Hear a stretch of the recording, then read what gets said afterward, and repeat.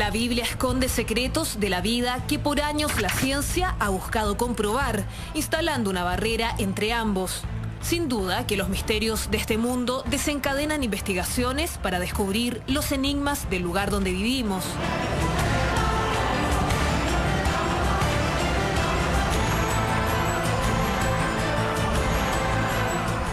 ¿Es plana la Tierra? Al menos esa fue la postura que por años mantuvo la Santa Escritura, asegurando que tiene 4 esquinas y que está de pie sobre 4 pilares que le impiden temblar.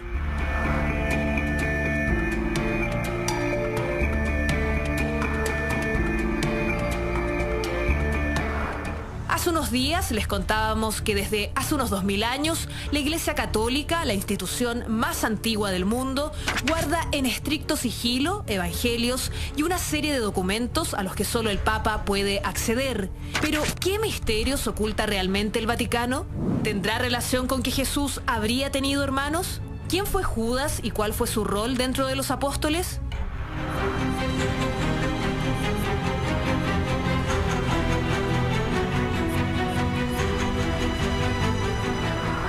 Durante siglos se han levantado distintas teorías conspirativas sobre información valiosa que podría estar oculta en la Santa Sede. Hoy descubriremos algunos enigmas y misterios en torno a la Iglesia Católica junto a Dr. File. Ya lo planteaba la nota, ¿Cristo tuvo hermanos? ¿Quién fue realmente Judas? Pero arrancamos quizás con la pregunta más cotota de todos, Dr. File. ¿Quién creó el universo? ¿Fue acaso Dios? ¿Qué dice la Biblia? Bueno, la Biblia en el Génesis dice que efectivamente Dios es el creador del universo, es el creador del cielo y de la tierra.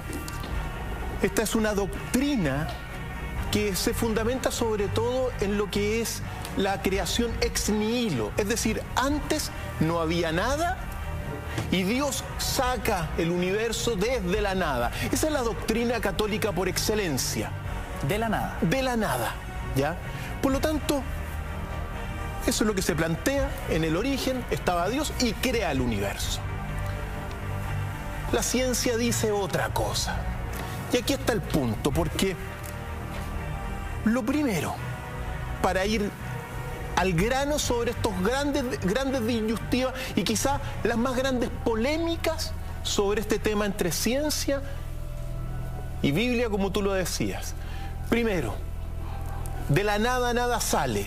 Por lo tanto, el argumento de que Dios sacó algo de la nada es un argumento legendario, es un argumento que puede entrar dentro de una narración de alguna forma poco real, porque nada sale de la nada. Si algo salió de la nada, quiere decir que esa nada era algo. Primera situación. Lo segundo es que, bueno, si uno se pregunta filosóficamente y científicamente, bueno, Dios creó el universo de la nada, ¿ya? Y si uno se pregunta, bueno, ¿y de dónde estaba Dios antes? Y si la Biblia dice Dios es eterno, ¿por qué uno no se ahorra un paso y dice que el universo era eterno?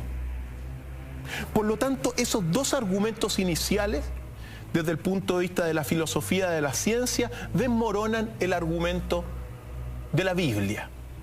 Solamente en este sentido es una alegoría para manifestar la Biblia, en este sentido, la magnificencia de un Dios que crea el universo desde la nada, pero filosóficamente no se sostiene. Ahora, entrando en detalle, desde el siglo XX, se elaboró la teoría de la gran explosión universal. El Big Bang. El Big Bang, que es la teoría que explica científicamente el origen del universo. Esto es tremendamente relevante, porque en la historia de 5000 años y en la historia de la ciencia, que comienza fundamentalmente en el siglo XIV con los primeros nominalistas y que tiene grandes gigantes en Copérnico, Galileo Galilei, Kepler, el método científico también de René Descartes y Newton y otros tantos. Pues bien, en toda la historia de la ciencia nunca se había planteado una teoría sobre el origen del universo. En todas las teorías anteriores al siglo XX, el universo era eterno. Por lo tanto, lo que creó y elaboró a partir de las observaciones la teoría del Big Bang es hasta este minuto la verdad científica sobre el universo. ¿Podríamos considerar entonces que esta gran explosión, el Big Bang, es finalmente la gran prueba que refuta la posición bíblica en torno al origen del universo? En gran medida la cuestiona, por supuesto que sí, porque el Big Bang lo que dice es que el universo surgió de una fluctuación cuántica, es decir, en un momento dado hace 13.600 millones de años, el universo se materializó a partir de una energía original que la ciencia le llama el vacío, pero que apunta a un pleno de energía, a una potencialidad máxima. Tenemos una foto que la tenemos aquí en este dispositivo ultramoderno que tenemos para que todos nuestros amigos conozcan el universo. Y si la podemos mostrar, señor director, es esta imagen del universo. Si nosotros vemos bien, aquí abajo, el universo tiene 13.700 millones de años aproximadamente. Pues bien, se inició justo en ese instante, hace 13.600 millones de años, donde existe una energía original que se llama el vacío, ¿ya? Después de 300.000 años, el universo comienza una inflación y 300.000 años después del Big Bang, el segundo momento muy importante, queridos amigos, es la aparición de la materia en el universo. ¿Ok? La materia y el universo comienzan a evolucionar y alrededor de 10.000 millones de años de evolución del universo aparece algo, el tercer momento muy importante, donde aparece una cosa que se llama célula y que se asocia con la vida. La vida se sigue evolucionando hasta hace 5.000 años, querido Ignacio, donde aparece una cosa que se llama escritura, que es la señal de la aparición de la conciencia. Por lo tanto,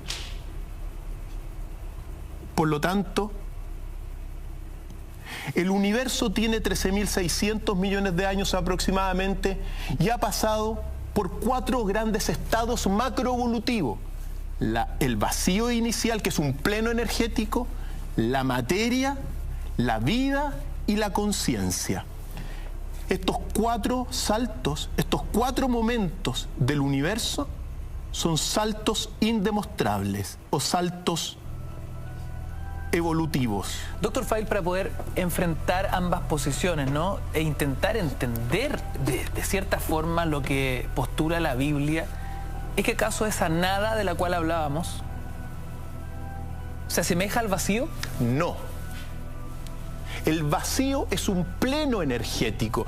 La ciencia tiene el gran problema de ponerle nombre a las cosas que descubre. Entonces, queriendo reflejar la plenitud de la energía, porque el vacío es la más poderosa de todas las fuerzas del universo.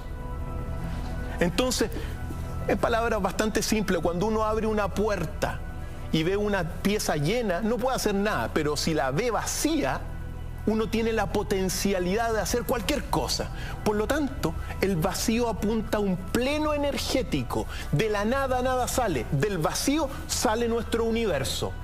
Y ha generado una evolución de 13.600 millones de años, donde ha pasado por estos 4 grandes estados macroevolutivos del universo: el vacío original, la materia, la vida y la conciencia. Nosotros, en ese sentido, somos el resultado de este mismo universo. Nosotros somos el universo completo también. Cada uno de nosotros está reflejado en esta imagen que nosotros vemos acá. Por lo tanto, es muy interesante señalar lo siguiente, ¿ya? Hace muy pocos días surge una nueva teoría, porque, a ver, Ignacio, pregunta del millón: ¿cómo tú le enseñas a un niñito de octavo básico cómo es el universo? ¿Te acuerdas, Ignacio, no? Parece que no fui a esa clase. Sí, viniste. Toma. ¿Habrá sido la teoría del globo, Dr. File? Efectivamente. Nosotros estamos... Ese Big Bang yo lo conocí con este globo. De hecho, yo le dije, Dr. File, si me lo hubieran enseñado con este globo, hubiese sido mucho más fácil. Efectivamente. Para enseñarles a todos los amigos en casa cómo es el universo actual, es un globo que se está inflando a partir de un punto.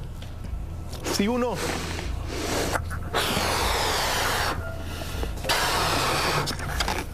Si uno pone las estrellas y los planetas y las galaxias y las dibuja y las comienza a inflar, todo se está alejando de nosotros a partir de un punto. Esta es la forma más didáctica de poder enseñar el universo. Seguimos en Mentiras Verdaderas. Si tú comentas con nuestro hashtag abierto, Dr. File MB, @mentiraslarred. Aclarado este punto, Dr. File, seguimos en este enfrentamiento entre la ciencia y la fe. La Biblia versus el conocimiento científico. Lo planteaba la nota y la verdad entendemos que esta ha sido una discusión resuelta hace ya muchísimos años, siglos. Lo planteamos porque es interesante ver qué dice la Biblia versus la ciencia. ¿Es la Tierra plana? Pues bien, en la Biblia hay más de 6 pasajes donde se sostiene que la tierra es plana. Está escrito en Samuel que Jehová colocó las columnas, digamos, la tierra sobre unas columnas. Y en muchos pasajes aparecen que tenía 4 esquinas, 4 grandes lados de la tierra, dando la visión de un mundo plano. Solamente, al menos desde lo que yo encontré, solamente hay un pasaje en Isaías que aparece diciendo, Él está sentado sobre el círculo de la tierra. Pero si uno compara a Isaías con más de 7, 8 pasajes sosteniendo que la tierra es plana, es un examen que no pasa la Biblia en ese sentido, sosteniendo la tierra que es plana. Ahora, esta visión de la tierra plana proviene precisamente de las bases prejudías, que son las bases de Mesopotamia, porque en Mesopotamia y en Sumeria antigua, 3000 años antes de Cristo, se pensaba que la tierra era plana. Así es. Por lo tanto, en este sentido, la Biblia no pasa el examen, sosteniendo que la tierra es plana. Esos son pasajes que no son consistentes con la verdad científica. Es ahí donde estaba toda esta mitología, ¿no? Donde los barcos perdidos caían en un sinfín, como lo que estamos viendo, justamente. Así es. Los barcos perdidos caían en un sinfín, producto de una tierra plana, y ese hecho, ¿no?, comprobaba que así era. Así es. Todos se la creían. Todos se la creían, y hay pasajes. ¿Quién encerró con las puertas el mar cuando se derramaba saliéndose de su seno? Pasaje de Job. Entonces, de alguna forma, junto con Colón y con Francisco de Magallanes y Sebastián Elcano, sobre todo, fueron los que probaron de alguna forma popularmente la cristiandad de que la tierra era redonda. Me imagino que la teoría correcta originalmente fue tildada de aberrante. Por supuesto que sí, pues. Ahora, todos los griegos, me refiero a toda la filosofía griega antigua del siglo II, III,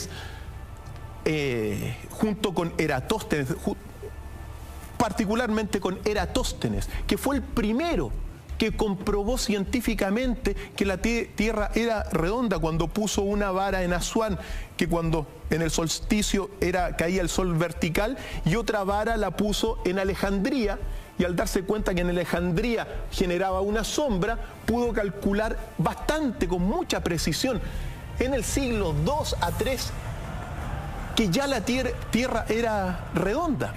Entonces, eso es consistente con los datos científicos que hoy día tenemos, porque todos los satélites que vemos en pantalla nos muestran, bueno, nos van a mostrar una tierra efectivamente redonda. Pero la pregunta va un poco más allá, porque hoy día les vamos a mostrar a todos los amigos realmente cómo es la Tierra. A ver. La Tierra, según el mapa magnético, el mapa gravitatorio de la Tierra, es este. Es decir, la Tierra aparece como una especie de papa. Claro. Con muchas... Bueno, ¿cómo lo estamos viendo en pantalla? Este es el resultado del modelo científico. Con distintos volúmenes, texturas, no es una esfera perfecta por ningún motivo. Claro, parece hasta de plasticina eso. Esto es lo que se llama el mapa gravitatorio de la Tierra, del satélite GOCE de la NASA. Qué increíble. Entonces, en realidad, la Tierra es más o menos como vemos en pantalla científicamente. No es una esfera perfecta, también no es una, digamos, esferoide ovalada, sino que parece una papa, de alguna forma, según este mapa, que es el último mapa que tenemos respecto de la ciencia. Pero que quede claro cómo ha ido cambiando. La Biblia, al sostener que la Tierra era plana, recuerda los pasajes de Sumeria y de Mesopotamia, pero no es consistente con la ciencia, ni siquiera con los datos de Eratóstenes del siglo II a III y de la filosofía griega. Entonces, así es, pero así es la Tierra como la vemos, y ese punto azul es precisamente el lugar donde está el Jardín del Edén, por cierto, que es la isla de Ceilán, que ya vamos a llegar a ese tema. Qué reveladora imagen, Dr. File. Así es, pues. Jamás nos habríamos imaginado que así efectivamente era nuestro planeta. Mucho más imperfecto de ese círculo precioso al cual estamos acostumbrados a ver. De un punto azul pálido como se ve desde la estratosfera y más allá. Pero el modelo científico gravitatorio de la Tierra es este. Así que, para que vayamos precisando los conceptos y mirando en detalle estas maravillas de la ciencia, porque nosotros estamos hoy día, querido Ignacio, viviendo una verdadera revolución científica que está cambiando las creencias, sobre todo de muchísimos jóvenes. Porque cuando uno hace clases en las universidades o en la academia, a uno le preguntan, bueno, ¿cuál es el origen del universo? Y si alguno, mira, mi papá me dijo que Dios creó el universo. Y los mismos niños dicen, ¿y la teoría del Big Bang? Entonces uno tiene que explicar lo que dice de la ciencia. Y cuando uno, frente a las nuevas generaciones, pone los dos modelos, la balanza inevitablemente se está inclinando por la verdad científica. Por eso estamos en una verdadera revolución científica que comenzó en gran medida con Albert Einstein, con la relatividad general, y que no ha parado. Y en este mundo, en esta sociedad decadente en sus humanidades, donde tenemos la religión mala, donde tenemos la economía pésima, la educación, la política, qué decir, la antropología mala, la ciencia aparece como una especie de salvavidas en un mundo donde las humanidades se están hundiendo.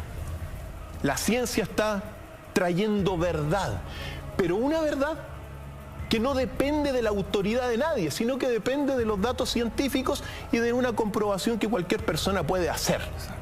Por lo tanto, así ha avanzado la ciencia y así nos ha ido entregando verdad. La ciencia, queridos amigos, ha ido avanzando de verdades en verdades, de verdades menos explicativas, como la teoría de Copérnico, a verdades más explicativas, como la teoría del Big Bang y también la teoría naranja, que es el último modelo científico del universo. Y así como al principio se pensaba que era plana, después era una esfera, después era una especie de óvalo, ahora sabemos que la Tierra tiene, bueno, la superficie que nosotros vimos. La comparación, claro, es mucho más exacta o más parecida a una papa que a una circunferencia perfecta. Así es, esto es. Y fíjense, los lugares, ese lugar azul, a ese lugar azul los vamos a llevar en un ratito más a todos los amigos en casa, porque ese es el lugar donde está y donde estuvo, desde mi punto de vista, el Jardín del Edén. Pero eso es tema de un ratito más, ¿no? ¿Verdad? Dr. File, seguimos avanzando y es muy interesante entender la medición que ha hecho el ser humano en cuanto al tiempo. ¿Cuál tiene que ser entonces el calendario correcto, el calendario más exacto, el calendario más preciso para la medición del tiempo? Ignacio, esto es quizá el tema más relevante en la actualidad, porque nosotros estamos regidos por un calendario gregoriano que se impuso en Occidente y en toda la cristiandad en 1582 por el Papa Gregorio XIII. Ese Papa instaló el calendario que hoy día tenemos, un calendario que divide al año en 12 meses de 30 y 31 días, más un año bisiesto cada 4 años. Es decir, febrero en vez de 28 días, tiene 29 días cada 4 años. ¿Ya? Pues bien, esto es tremendamente relevante. ¿Por qué? Porque esta visión del tiempo rige nuestra vida. Que rige nuestra vida. Es una visión del tiempo que concibe el tiempo como una línea recta. Una línea recta donde es propiamente antinatural. ¿Por qué? ¿Por qué? Porque científicamente nosotros estamos en un tiempo... Mira, científicamente hay muchos tiempos, es verdad, y el tiempo es relativo, pero el tiempo de la Tierra, el tiempo geológico, el tiempo de la naturaleza, el tiempo donde vives tú, donde viven los amigos en casa y donde viven los animales, es un tiempo espiral. Porque se vive en un tiempo errado. La sociedad occidental está equivocada en el tiempo. Y la Biblia está equivocada en el tiempo y el papado y el Vaticano está equivocado en el tiempo lineal. Cuando yo escucho en la radio, en la televisión, al mismo entrevistado que estaba recién en la entrevista verdadera decir que se necesitan grandes cambios políticos. El principal cambio político, si se quiere tener esperanza para salvar el medio ambiente, es el cambio del calendario. ¿Cómo vamos a tener una sociedad sana si estamos desincronizados del tiempo? Y estamos viviendo en un tiempo artificial, descoordinado, que no reconoce los ciclos de la naturaleza, que nos provoca una angustia frente al paso del tiempo. Por lo tanto, ojo, Occidente tiene la visión lineal del tiempo, un error. Al Papa Francisco que me escuche, que cambie el calendario. Eso es bien importante. Yo sé que en Argentina todos los amigos que nos ven envían, le van a decir al Papa en algún momento dado que cambie el calendario porque es un calendario que nos está desincronizando de la naturaleza. Muy importante esto. ¿Cuál sería el modelo correcto, doctor Feil? El modelo que nos permitiría entonces tener una vida más acorde con los ciclos de la naturaleza. Uno, y a mí lo que más me intriga, ese miedo a la muerte, ese terror psicológico en esta carrera que cada día es un día menos. Un amigo me decía, uno celebra el cumpleaños como una manera de paliar el temor que tenemos de que cada año de vida que cumplimos es finalmente un año de vida menos que tenemos. Así es, porque estamos regidos por una forma errónea de mirar el tiempo, que es la mirada occidental, del Papa Gregorio XIII, del 1500. Eso es así. Ahora, la otra alternativa supuestamente era el tiempo cíclico, que lo llevan los chinos. Equivocado. El único calendario correcto es el calendario espiral. Y ese calendario es el calendario científico, como lo vemos aquí en este modelo, que te reconoce la espiral geológico de la Tierra. La Tierra va en una espiral del tiempo, y también el calendario maya. La Tierra, si nosotros pudiésemos cambiar el calendario, tendríamos que instaurar este calendario, un calendario de 13 meses. 13 meses. 13 meses de 28 días. Cada día, digamos, cada mes de 28 días están coordinados con las 13 lunas llenas anuales. Es un calendario que naturalmente te reconoce los ciclos de la mujer, que son de 28 días. Y te reconoce también el ciclo de la naturaleza, pero al mismo tiempo la espiral de la naturaleza. Los ritmos de la Tierra de renovación son tremendamente fundamentales. El espiral del tiempo y este calendario maya, mira, son Por ejemplo, la frecuencia del tiempo. Todos los meses comienzan un domingo y finalizan un sábado.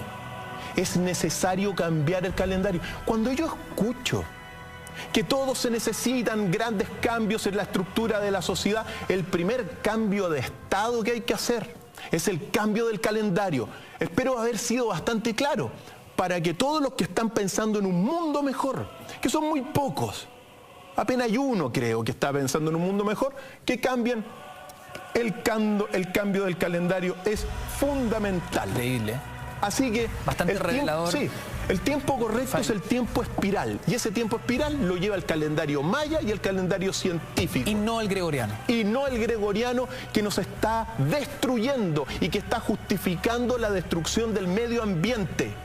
He dicho. Dr. Feil, seguimos avanzando en este ejercicio sin concesiones, donde enfrentamos la ciencia, el conocimiento científico con la Biblia, con la fe.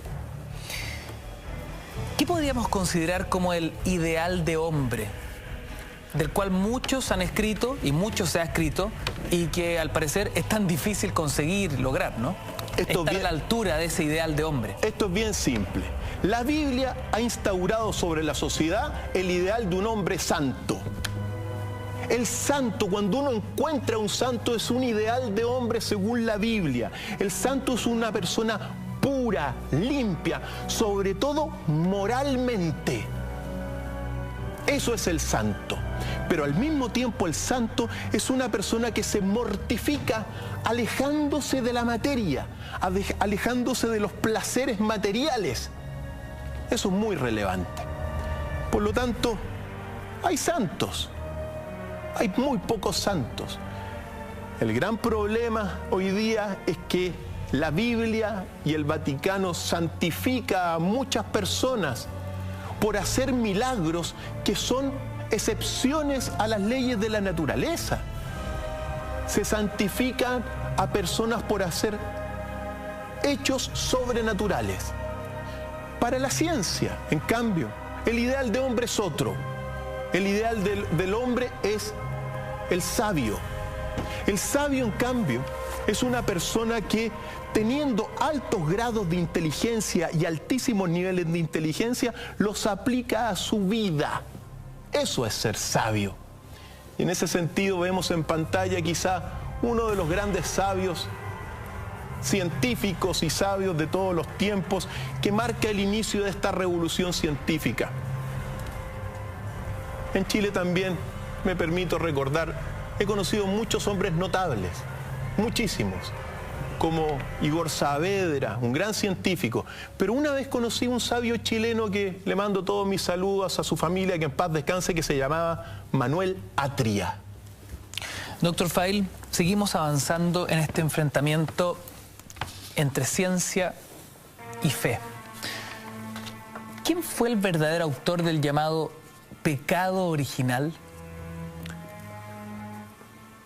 Estos son los temas muy interesantes, porque en la Biblia se sostiene y todo el mundo sabe que cuando se llega al jardín del Edén, Dios le dice: no comáis de este árbol.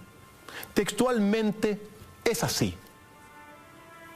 Pero la serpiente tienta a Eva y le dicen: no moriréis.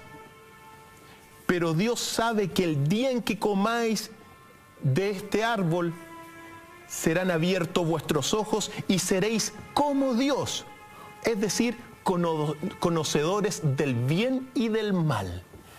En este pasaje está planteado todo el conflicto entre ciencia y Biblia.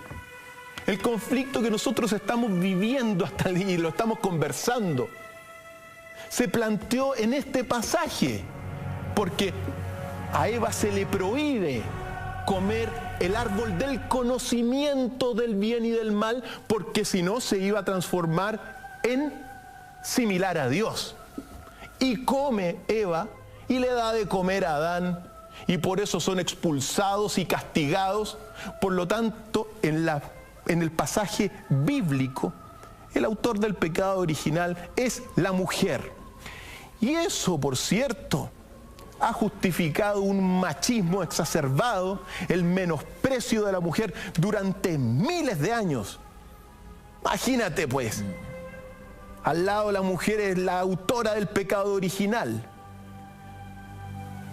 Eso es lo que dice la ciencia, la Biblia. Pero hay otra historia. Una historia, querido Ignacio. Paréntesis, si mal no recuerdo, doctor File, la mujer nace, según la Biblia, de una costilla del hombre. Por supuesto que sí. La saca para que el hombre no esté solo. Dios la saca de una costilla en una segunda creación de hombre, porque en la Biblia hay una primera generación macho-hembra y después aparece el hombre. Dos pasajes distintos, como lo vimos hace unas semanas atrás. Pero, querido Ignacio, esta narración de la Biblia que culpa a la mujer, está radicado el escenario en Mesopotamia. Es muy posible que el escenario del Edén, donde ocurre este pasaje de culpabilidad de la mujer, haya sido la isla de Bahrein. Ese habría sido el Edén antiguo donde ocurre esta historia. Pues bien, a mí me tocó investigar hace unos años, desde mi punto de vista, la verdadera tradición del jardín del Edén, que nos remonta a la isla de Ceilán. Según las tradiciones orientales, que no llegan a Occidente, porque Occidente ha puesto una muralla al conocimiento, no solamente interno, sino que también el conocimiento bíblico ha puesto una muralla a estos conocimientos más lejanos. Pues bien, según la historia que uno ha escrito con su puño y letra y que está en mi libro escrito con mi puño y letra, porque fui a la isla de Ceilán a recopilar con mi pluma cuál es la narración supuestamente de allá del jardín del Edén. Tengo unas imágenes en la isla de Ceilán subiendo el monte de Adán y recopilando con mi puño. Ahí estamos, subiendo la columna de Adán, donde arriba está la huella del pie de Adán en la cima. ¿Ya? Estuve bastante tiempo allá. Esto es lo que se ve desde la columna de Adán, querido Ignacio. Wow. Fantástico. Precioso. La sombra de la columna de Adán proyecta en el horizonte una pirámide. Por eso, queridos amigos, un entre paréntesis, el enigma de las pirámides es más profundo de lo que uno piensa, porque se relaciona también con esta sombra del lugar que proviene la huella de Adán, que yo la vi y fui para allá. Pero bueno, ¿qué es lo que cuenta la leyenda, digamos, la historia de esa parte del mundo sobre este pasaje? Porque ahí está la tradición oral hasta el día de hoy mantiene que la isla de Ceilán fue el primer jardín del Edén. Perfecto. Aunque sea una alegoría. La tradición dice que Dios entregó a Adán y Eva una isla digna por su clima, el jardín del Edén, la isla de Ceilán, ¿ya? Pero les prohibió que salieran de la isla. Eso fue lo que les dijo según lo que yo investigué. Les prohibió salir de la isla. Y solamente les iba a permitir salir de la isla cuando él lo considerara oportuno. Pues bien, Adán y Eva comenzaron a vagar por la isla.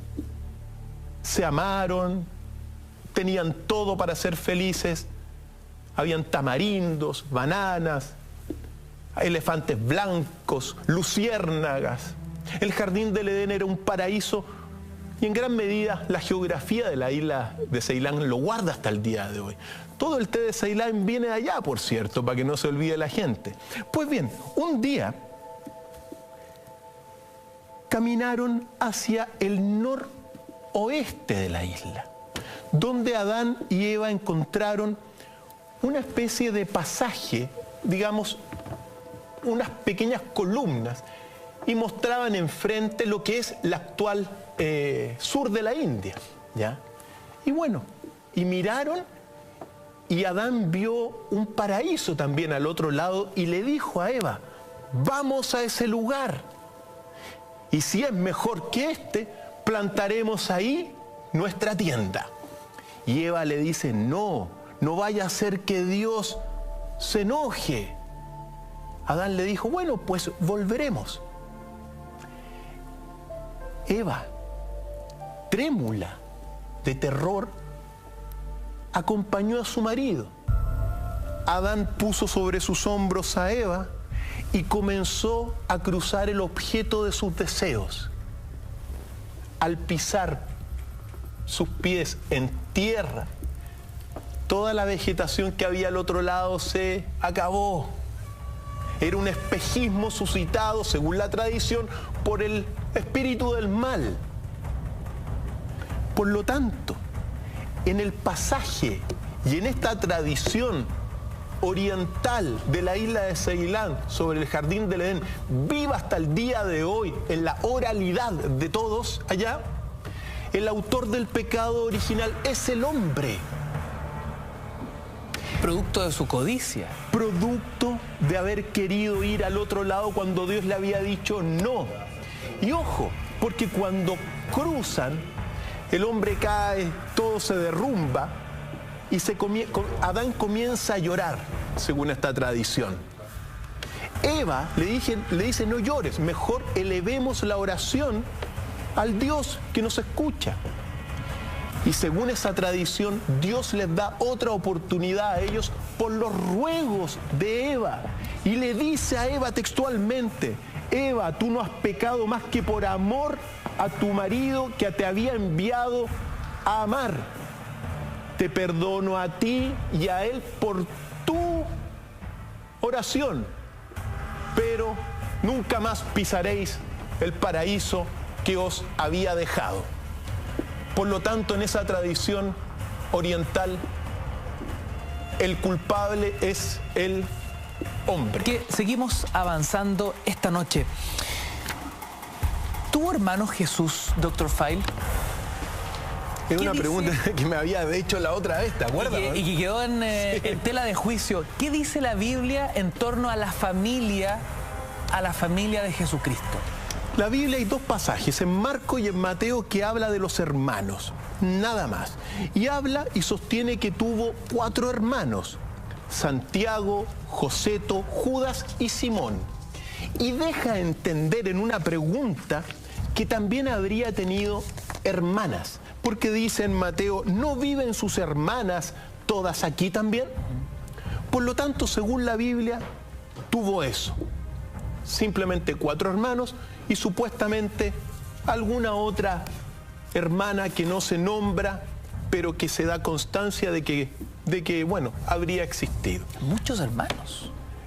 4, y pongámosle por lo menos una mujer según la Biblia, ¿ya? Ahora, uno tiene que decir que en las diferentes generaciones cristianas posteriores a Cristo se van cambiando las historias originales. A ver, espere, Dr. File, que yo aquí quedé pegado al techo. Entendemos que Jesús, según la Biblia, nace por concepción divina, por el Espíritu Santo. Sí. ¿Quiénes conciben a los hermanos de Jesucristo? Si es que estamos confirmando aquí y ahora que Cristo tuvo hermanos, no 1 o 2, estamos hablando de 4 hermanos hombres y también algunas hermanas mujeres. Sí, según la tradición y lo que uno puede entender, es que los tuvo con José posteriormente. Así es.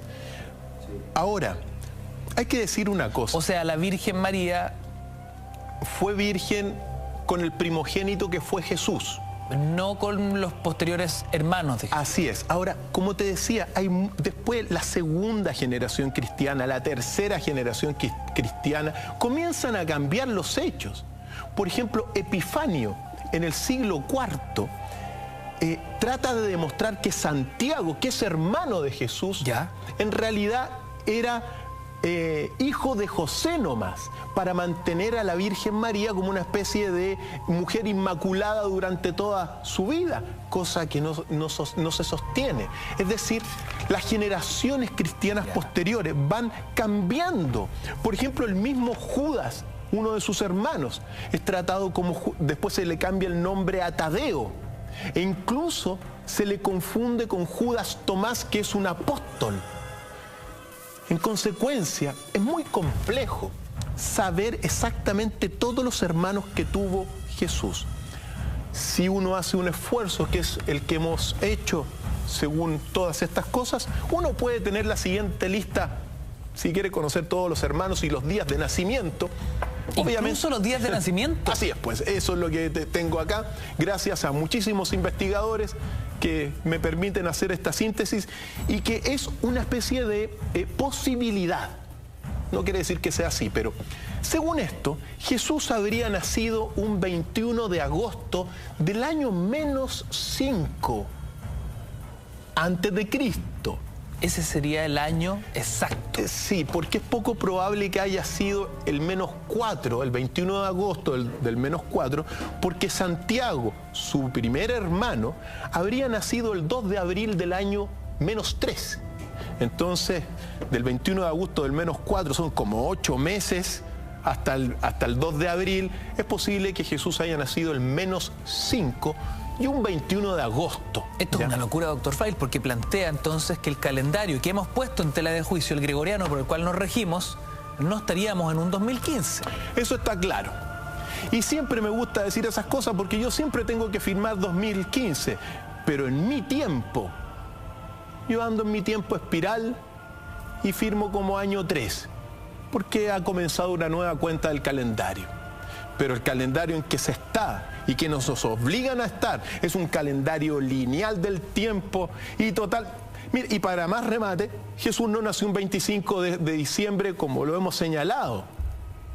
Es un calendario que sirvió para ordenar el tiempo medianamente, pero que ahora, en momentos de evolución y sobre todo de ciencia, se necesita un mejor calendario. Ojalá que los grandes políticos del futuro cambien el calendario. No lo que está ahora, porque hoy día no hay ningún líder, pero sí hay por ahí algunos que están aspirando a ser alguien bueno para nuestro país y para nuestro continente, que cambien el calendario. Doctor Feil, paréntesis, ya que mencionó a Judas hace algunos minutos, ¿quién fue realmente Judas? Judas. Bueno, hay un tema muy controvertido sobre Judas. Judas, según la Biblia, fue el gran traidor. Así es, el gran traidor que habría entregado a Jesús al Sanedrín. Por unas pocas monedas. Por unas pocas monedas, y que después se habría ahorcado, cosa que no está muy claro tampoco, porque después habría vivido más tiempo. Bueno, esa es la historia de la Biblia. De la Biblia. Traidor, cobarde, culposo. Así es. Suicida. Así es. El único que acompaña al diablo en el infierno es el pobre Judas. Así es. La encarnación del mal. Judas y el diablo son las dos figuras más malas del cristianismo, Mira, según la tradición. Pues bien, ¿qué dice la ciencia? La ciencia ha descubierto, afortunadamente hace muy poco, posiblemente en 1978, Ignacio. Muy poco, un año antes que yo naciera. Un año antes, descubrió este texto que tengo en mis manos traducido, que es el Evangelio de Judas. Un evangelio que fue escrito entre el 140 a 180 después de Cristo. Y lo que hace este evangelio, sea lo que haga, y que es tardío, pero no es tan tardío, compadre. Mira, ningún evangelista de los 4 evangelistas conoció a Jesús. Ninguno. Para que todo el mundo en casa les quede muy claro eso. O sea, ninguno, ni Marcos, Mateo, Lucas y Juan, ninguno conoció a Jesús personalmente. Es así, y eso está ahora afortunadamente comprobado. Comprobadísimo. Son muy posteriores. E incluso el evangelio más cercano a la vida es el evangelio de Tomás, que es un evangelio gnóstico según los cálculos últimos. El evangelio de Tomás es el más antiguo de todos los evangelios, un evangelio no reconocido por la iglesia. Entonces, Bueno, pero como sabemos hoy día hay 80 fuentes, más de 80 fuentes de evangelios sobre Jesús. Pues bien, este autor lo que hace es de alguna forma rescatar de esas profundidades del infierno al Judas y lo plantea según lo que uno puede leer de estos textos antiquísimos, porque estamos hablando de un texto que tiene 1800 años, Ignacio. En un pasaje dice, Jesús les dice a los apóstoles, ¿realmente me conocéis?, les pregunta. En verdad os digo, nadie entre ustedes me va a conocer. Les dice a todos los discípulos. Y de entre todos los discípulos, el único que se levanta es Judas. Y le dice, yo sé quién eres y de qué lugar has venido. Pero yo no soy digno de pronunciar el nombre del que te envió. Jesús se percató de que Judas estaba pensando cosas excelsas y le dijo, apártate de ellos, Judas. Yo te revelaré los misterios del reino.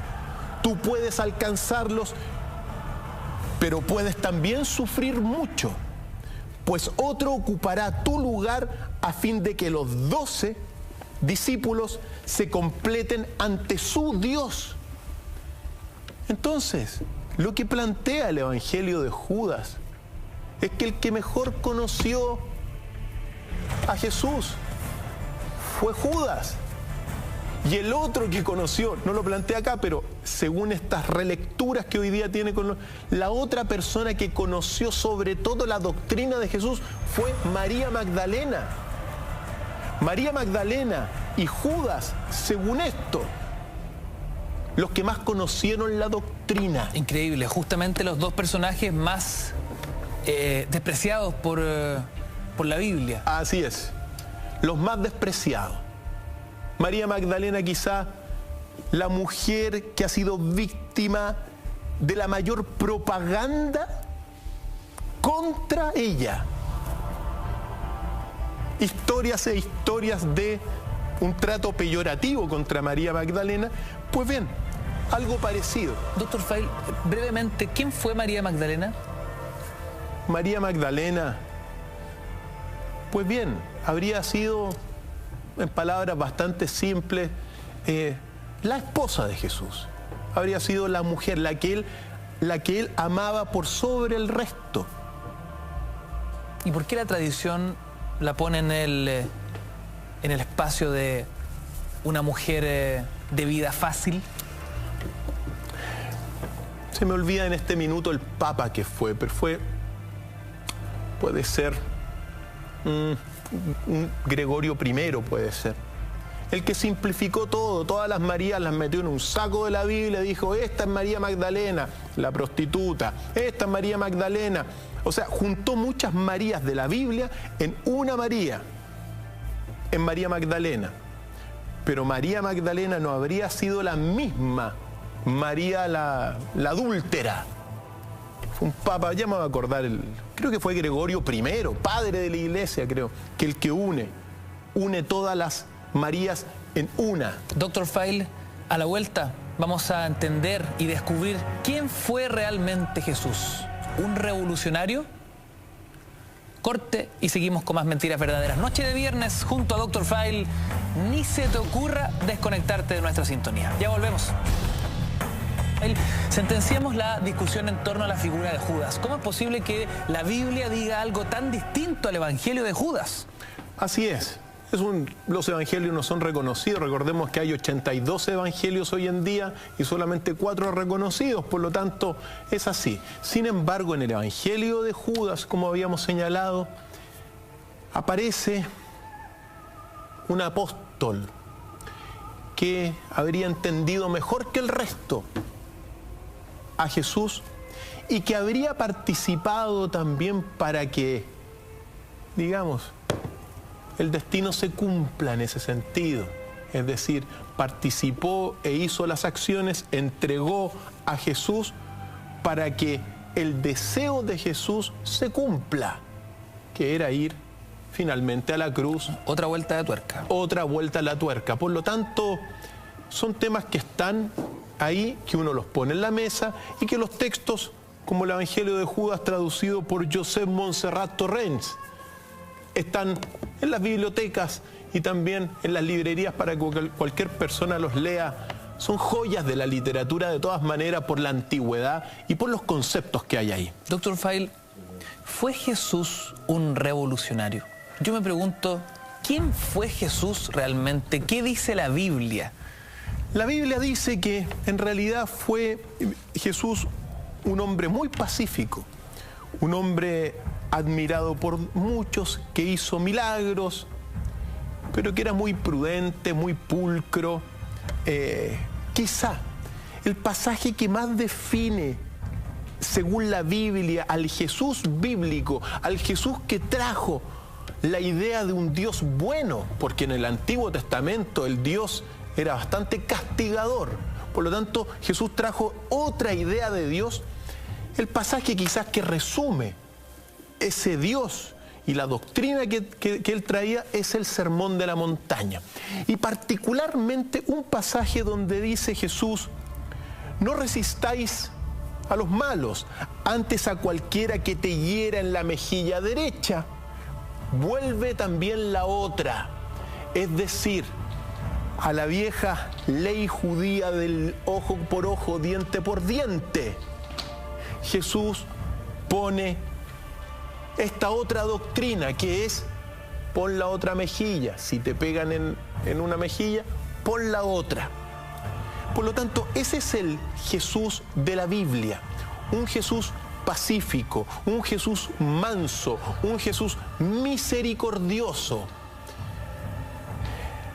Pero hay algunos detalles que hoy día uno los descubre gracias a las investigaciones científicas, arqueológicas y muchas lecturas y autores de lenguas muertas.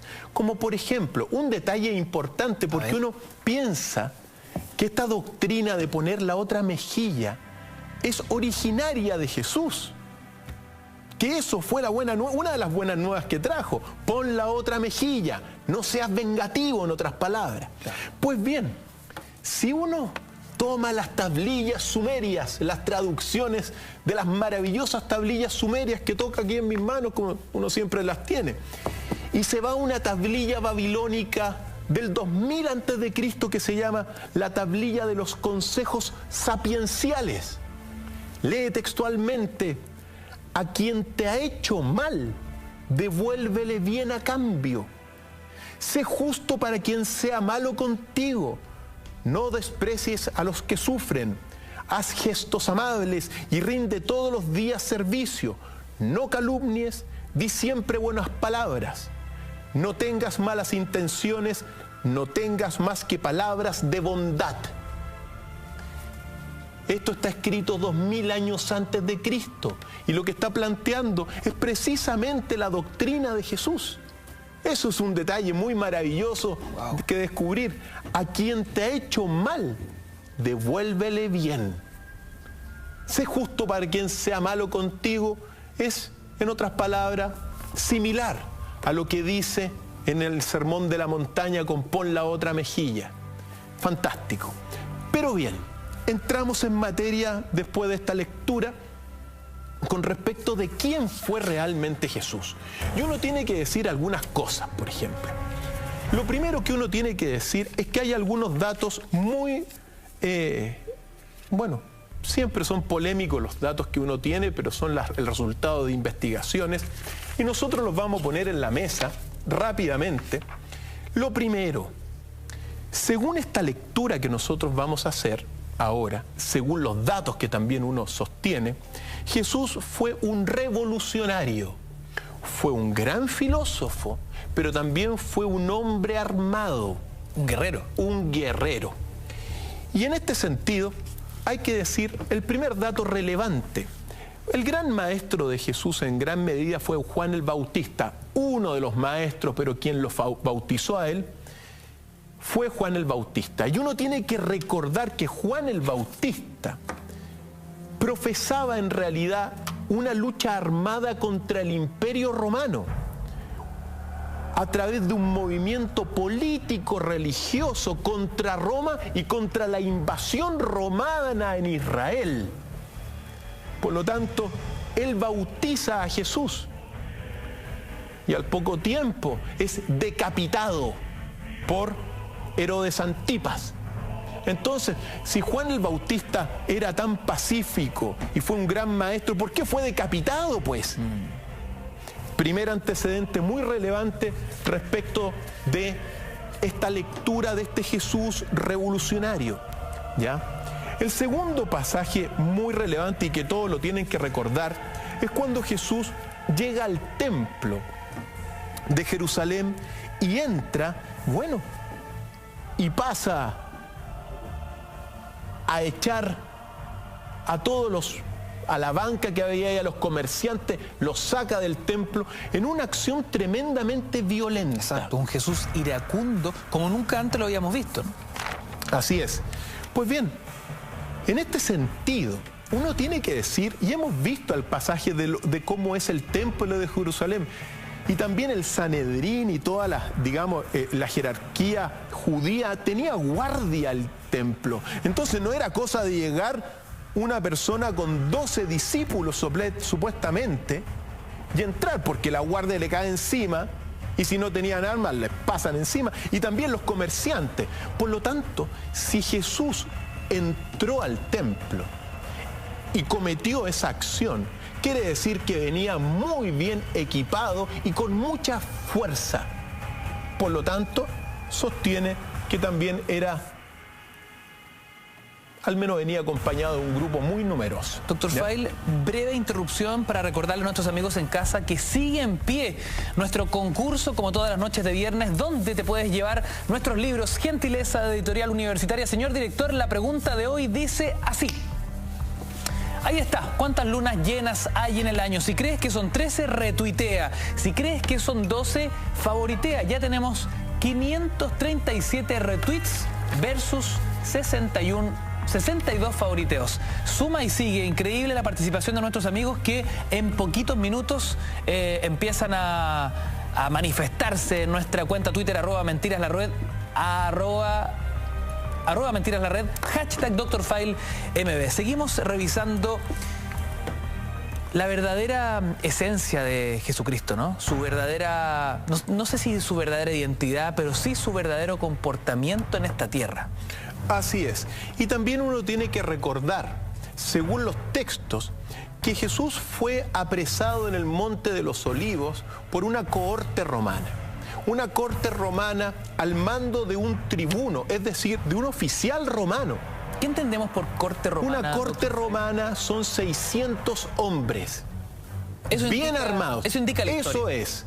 No estoy diciendo que hayan llegado 600 hombres, pero sí llegó una corte. Pudieron haber sido 100, 200, qué sé yo.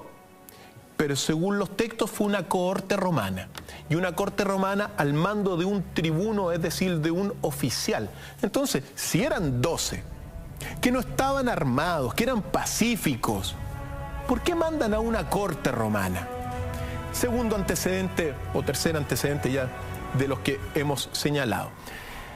En el Monte de los Olivos, por ahí, hay un pasaje en Lucas que dice lo siguiente, Jesús. Pues ahora, dice Jesús, el que tenga bolsa, que la coja, y lo mismo que la alforja.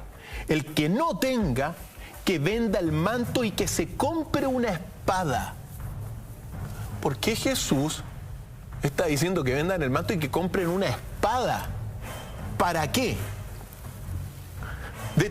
Detalles fundamentales sobre este episodio fundamental. Claro, comprar un arma para usarla, para defenderse. Y lo dice. Y uno tiene que recordar que así como Juan el Bautista era un escenio, Jesús y Juan el Bautista estaban en la esfera de los macabeos.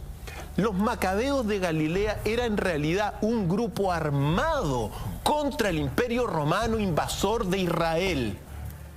Estos macabeos después desaparecen y aparecen los celotes en el 66 como grupos armados.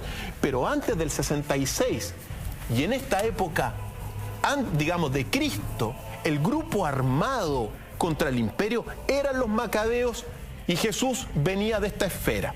Otro pasaje muy importante también, cuando narra que va a esta corte romana a apresarlos, les dice Jesús, le preguntan uno de los, dice, Señor, acometemos con la espada. Y en otro pasaje, uno de los que estaba con Jesús alargó la mano, sacó su espada, golpeó al siervo del sumo sacerdote y le cortó una oreja. Eso está también graficado, que era Simón Pedro, que saca su espada y tira a matar. ¿Por qué si eran tan pacíficos? Se describen estos actos de violencia. Se describen estos actos de violencia. ¿Por qué Santiago y Juan también, que son dos discípulos importantísimos de Jesús, Jesús les pone de sobrenombre Boanerges, que significa los hijos del trueno? Es decir, si eran un grupo tan pacífico, ¿por qué les pone los hijos del trueno? Detalles que hay que pensar. Y también, para ir cerrando este capítulo, y algunos detalles fundamentales. Uno tiene que recordar que la crucifixión, como lo hemos señalado más de alguna vez, se le imponía solamente a los culpables de sedición contra el Imperio Romano. Por lo tanto, lo que estoy sosteniendo y lo que sostiene este pasaje es que Jesús fue condenado a mors agravata o muerte agravada por el delito de sedición contra el imperio. Esto no exculpa necesariamente a toda la jerarquía judía del templo, porque Jesús tenía tres enemigos: el diablo, el imperio romano y la jerarquía del templo de Jerusalén, que estaba en gran medida coludida con el imperio romano.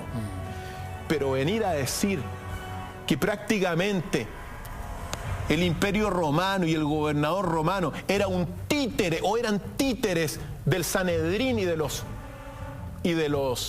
líderes judíos de la época del templo, no es consistente. Ahí el que mandaba era el imperio romano.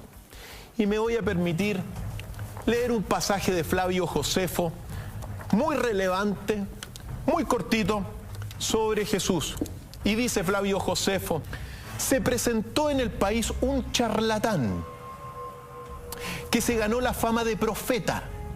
Reunió a unas 30.000 personas engañadas por él y las llevó desde el desierto al llamado Monte de los Olivos, desde donde era posible penetrar por la fuerza en Jerusalén.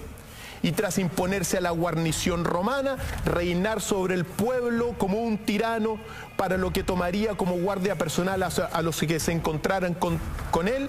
Sin embargo, Félix se adelantó en su ataque y salió en su encuentro de las tropas romanas. Por lo tanto, según Flavio Josefo, Jesús llegó a llevar con él 30.000 hombres al Monte de los Olivos. 30.000. 30.000. Entonces, por eso le mandan la corte romana, pues. Ahí está. Un Jesús que es, en gran medida, un Jesús filósofo y un Jesús que también profesaba, al menos, algo de guerra detrás de todo esto. Hemos visto y revisado una revolución científica que está poniendo a prueba las creencias de todo el mundo y para los cuales al menos tenemos que ser fuertes y mirar con esperanza el futuro, porque la ciencia ha traído luz y verdad, al menos en esta etapa de oscuridad también.